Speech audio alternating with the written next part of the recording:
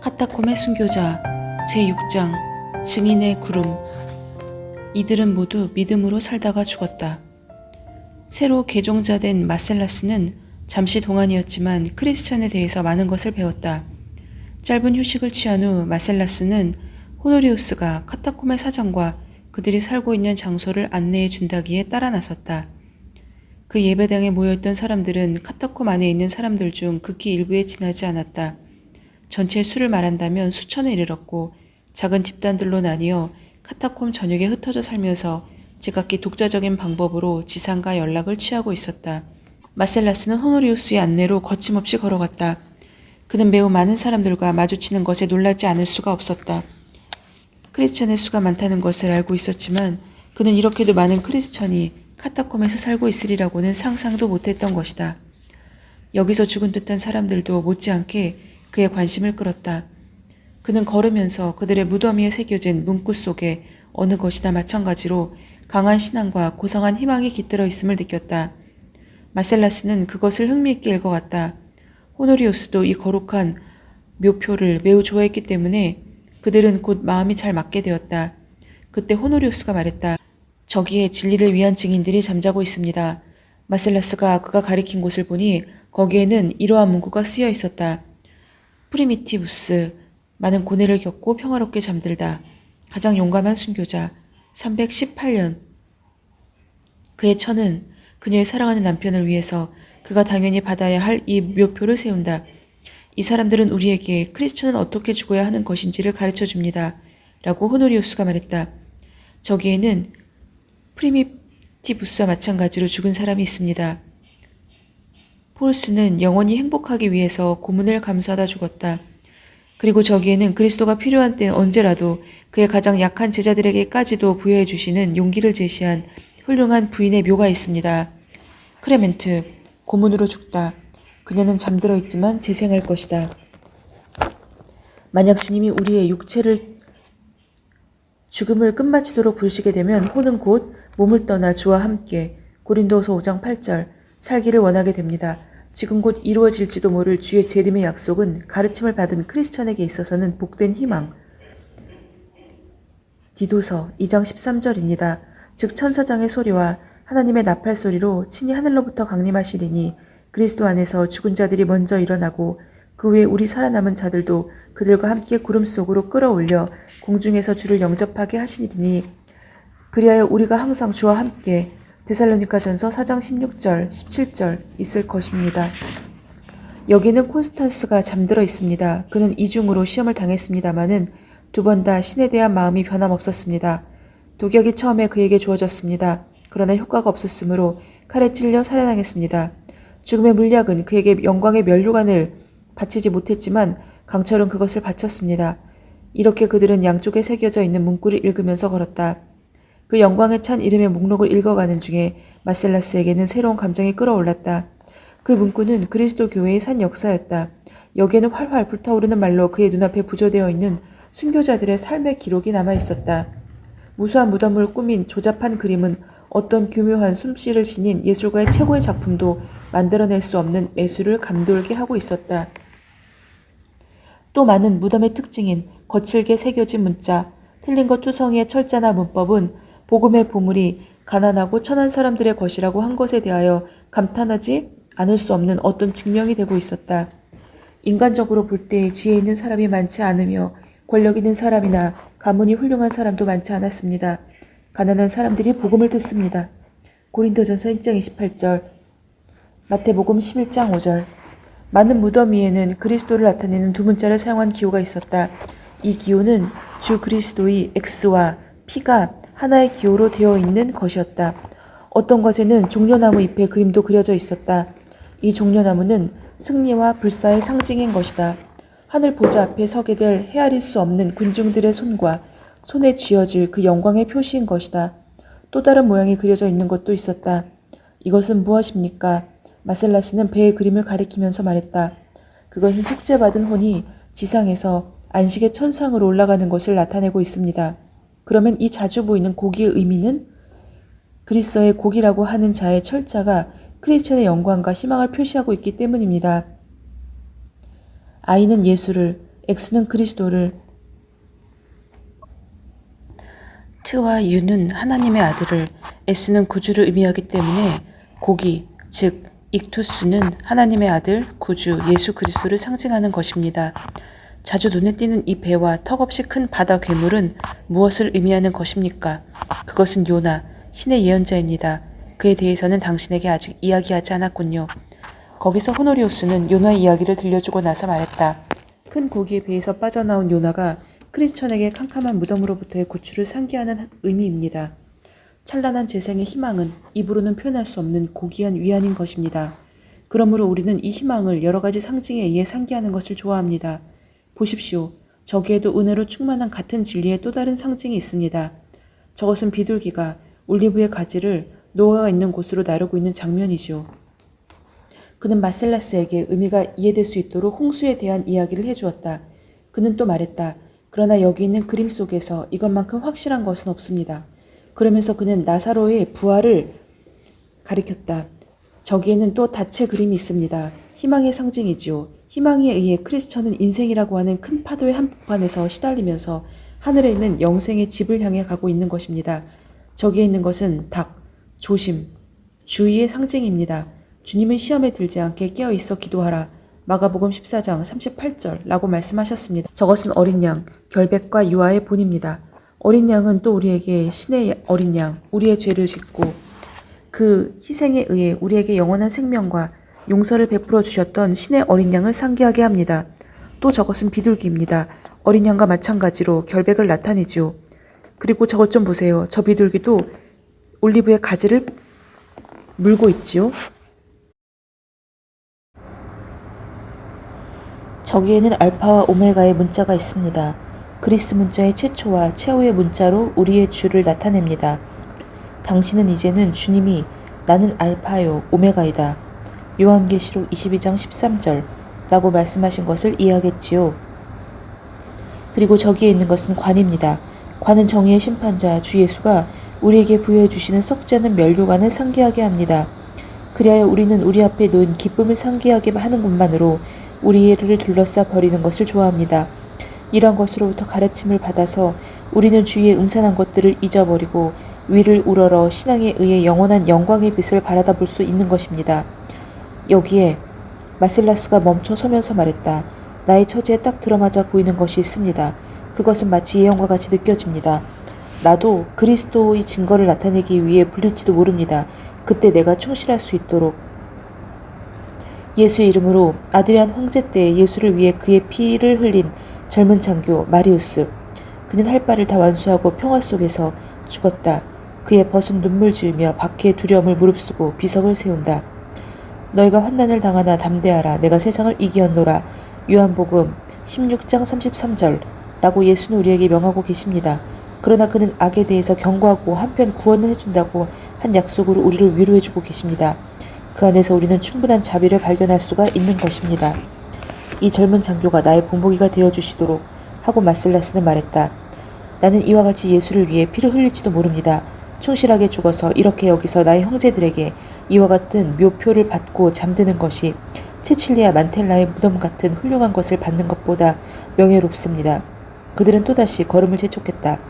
참으로 아름답다. 마슬라스가 말했다. 크리스천의 죽음은 실로 아름답습니다.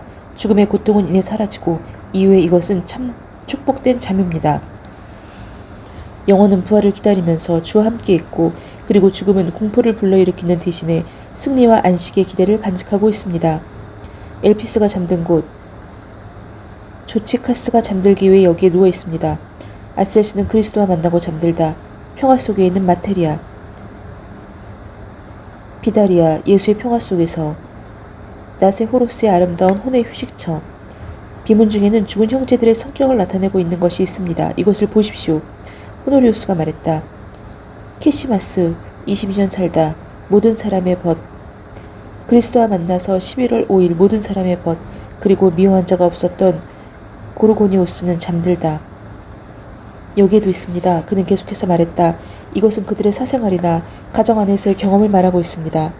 남편 시시루스는 아내 시실리아 프라신다와의 훌륭한 추억을 위해 일을 세운다. 우리는 신의 아들 구주 예수 그리스도 안에서 10년 생활하고 한 번도 서로 싸우지 않았다. 지구하신 그리스도에게 사함받아 마이타리스는 8월의 토요일에 묻혔다. 25년 8개월 그녀는 남편과 9년 30일 같이 살았다. 처음이고 끝인 그리스도 안에서. 나의 가장 아름답고 가장 청순한 아내 도미니나에게 그녀는 16년 4개월 살고 2년 4개월 9일간 나와 결혼 생활을 하였다. 내가 여행을 즐겼기 때문에 나는 그녀와 6개월 이상 함께 살지 못했다. 나는 그녀에게 사랑을 쏟았다. 우리는 누구에게도 뒤지지 않을 만큼 서로 사랑했다. 5월 16일 매장. 당연히 존경을 받아야 할 애정 깊고 나를 사랑해 주었던 크라우즈스에게 그는 그리스도를 맞아서 약 25년 살았다. 여기에는 사랑스러운 부친의 작품이 있군요. 라고 말하고 나서 마셀라스는 다음과 같은 문구를 읽었다. 로렌스로부터 그를 사랑하는 아들 1월 20일에 부름받아 떠나게 된 세베리우스에게. 그리고 이것은 아내로부터의 것이군요. 드미추스. 평화 속에서 레아가 일을 세우다. 호노리우스가 말했다. 그렇습니다. 예수 그리스도를 믿음으로 해서 그것을 어떤 사람들은 종교라고도 말하겠지요. 신자는 성령으로부터 나눠주시는 새로운 신의 성질을 받습니다. 성령은 또 신자에게 신의 사랑을 심어줍니다. 신의 사랑은 신자가 친구나 친족에 대해서 더욱 깊은 애정을 갖도록 해줍니다. 낡은 아담의 성질은 남습니다만 발전하지 않는, 아니 발전할 수가 없게 되어버립니다. 그들은 걸으면서 사라진 친족에 대해서 깊은 애정을 표시한 많은 비석들을 보았다. 아이들의 무덤에는 평화와 영광의 심볼이 붙어있군요. 마슬라스가 어린이의 무덤을 가리키며 말했다. 그 비석에는 비둘기와 월계관이 다음과 같은 문구와 함께 새겨져 있었다. 레스펙타스. 5년 8개월 살다가 평화 속에 잠들어 있다. 그리고 이것은 하고 마슬라스는 계속 이야기했다. 종려나무의 가지, 승리의 심볼이군요. 그렇습니다. 호노리우스가 말했다. 주는 말씀하셨습니다. 어린아이들이 내게 오는 것을 용납하고 금하지 말라. 누가복음 18장 16절. 그들의 주인은 또 목사의 아내였던 사람들의 무덤 위에 새겨진 비문으로 쏠렸다. 나의 아내 로렌치아가 이 무덤을 나를 위해 만들었다. 그녀는 언제나 내 마음에 딱 들어맞았다. 거룩하고 충실했다. 장로 레오는 80세까지 살았다. 그들 속에 질투라고 한 것은 전혀 없었다. 제사장 바실과 페리시타스의 장소, 그들은 그들 자신을 위해서 이것을 만들었다. 이 제사장 가비누스의 행복한 딸 스잔나는 여기에 누워 있었다. 그들의 부친과 평화 속에서 함께. 목사 클라시우스, 아치시아누스 및 그의 처 클라우디아 페리시스마. 이쪽 무덤은 약간 큰 것 같은데 두 사람이 묻혀 있습니까? 하고 마슬라스는 말했다. 예, 그렇습니다. 이것은 비스맘입니다. 두 사람이 그 속에 들어갑니다. 비문을 읽어보십시오. 사비누스의 비스맘. 그는 발비나의 무덤에 살고 있는 동안에 이것을 그 자신을 위해서 만들었다. 호노리우스가 말을 이었다. 때로는 세 사람이 같은 무덤에 묻히기도 합니다. 또 다른 장소에는 여러 사람이 함께 묻힌 무덤이 매우 많습니다. 왜냐하면 박해가 맹렬할 때에는 한 사람 한 사람 개별적으로 묻는 것이 바람직하기는 해도 언제나 그것이 가능한 것은 아니기 때문이지요. 저기에는 이름을 알 수 없는 많은 순교자들이 매장된 표시의 비석이 있습니다. 그렇게 말하면서 그는 다음과 같이 새겨져 있는 비문을 가리켰다. 마슬라스 및 500명의 그리스도 순교자. 여기에 더 긴 것이 있습니다. 라고 마슬라스는 말했다. 그리고 이 말은 우리 모두의 마음에 무엇인가 뭉클하게 떠오르게 하는군요. 깊은 감동을 느끼면서 그들의 다음 문구를 읽었다. 주 안에서 알렉산더는 죽지 않고 별 저편에 살고 있다. 그리고 그의 육신은 이 무덤 속에서 휴식하고 있다. 그는 황제 안토니 대에 이 세상의 생을 끝냈다. 황제 안토니는 그리스도를 섬김으로 해서 얻어지는 큰 이익을 볼 수가 있었음에도 불구하고 알렉산더에게 은총을 부여하지 않고 증오를 부여했다. 알렉산더는 엎드려서 진실한 신에게 경배를 올리려고 하고 있을 때 잡혀가서 처형당했다. 오, 얼마나 비참한 시대였을꼬. 이 시대에는 존엄한 의식이나 기도 중에, 아니 동굴이라도 할지라도 안전한 것은 아니었다. 이러한 생활보다도 비참한 생활이, 그리고 이러한 죽음보다도 비참한 죽음이 있을까. 친구나 친족과 함께 묻힐 수마저 없는 것이다. 그러나 그들은 마침내는 하늘나라에 가서 빛날 것이다. 크리스천이 지금의 시대에 사는 것은 참으로 어려운 일이다. 아멘. 오늘 카타콤의 순교자에서는 6번째 증인의 구름에 대해서 함께 나누었습니다. 카타콤이라는 곳에 많은 그리스도인들이 살아있다는 것도 놀라운데 무수히 많은 무덤과 그리고 그들을 여러 가지로 묘사하는 간략한 그런 비문들이 함께 새겨져 있다는 것, 그것이 참으로 놀라웠습니다.